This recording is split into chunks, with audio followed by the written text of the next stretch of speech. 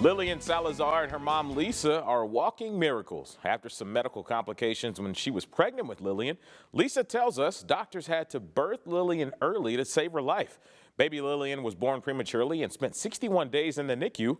And now, 16 years later, she's touching lives and inspiring folks with her amazing story. This as we highlight our miracle kids this morning.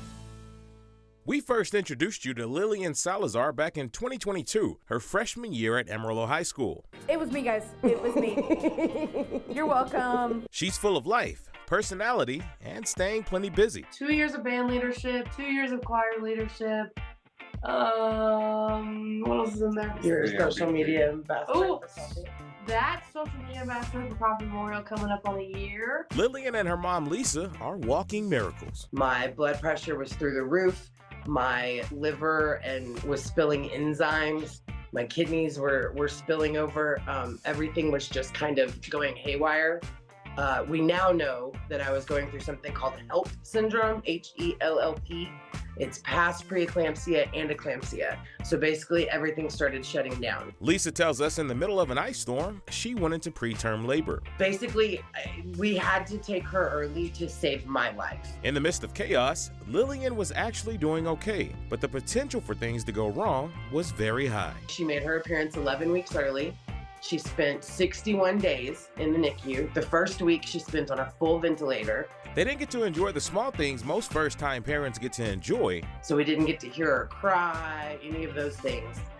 We couldn't, with a NICU baby, you can't, your instinct is to pet a baby, and you can't do that with a NICU baby. And this is when they were introduced to the Children's Miracle Network. CMN steps in and helps with gas money, with bills, because people have to be off work luckily our situation wasn't that bad, but there was a lot of comfort in knowing that if things turned and if things did go badly, that there were all of these resources available. She was in a radiant warmer, Children's Miracle Network dollars paid for that. Speaking of finances, here's an idea of what some CMN families are facing in medical expenses. Her stay was just under $500,000. It was $650 a day just for the bed that she slept in. I can't even begin to imagine what some of our friends that are also CMN kids, what they've been through. Salazar tells us those expenses didn't even include her stay in the hospital. In spite of it all, baby Lily ultimately left the NICU with no complications. One of the things we've always said in these interviews is you do not know when you're going to need these services until you're there.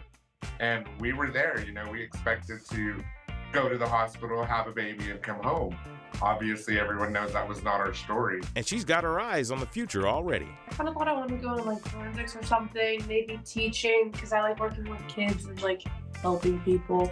So I'm landing in something with people, I just don't know where yet. No worries, Lillean. Something tells us you'll figure it out soon enough.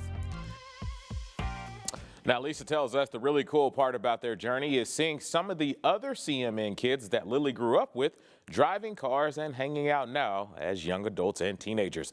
As we've been highlighting CMN's Miracle Week, we'll be at the Mediathon later this morning, helping raise money for these amazing kids and their families. Join us all day as KAMR Local 4's Maya Clark and myself will be out doing live interviews with families and children whose lives have been impacted by CMN. We'll introduce you to the people who benefit from your donations because the money donated on the High Plains helps families on the High Plains. And for more CMN Miracle stories, you know where to go, myhighplains.com.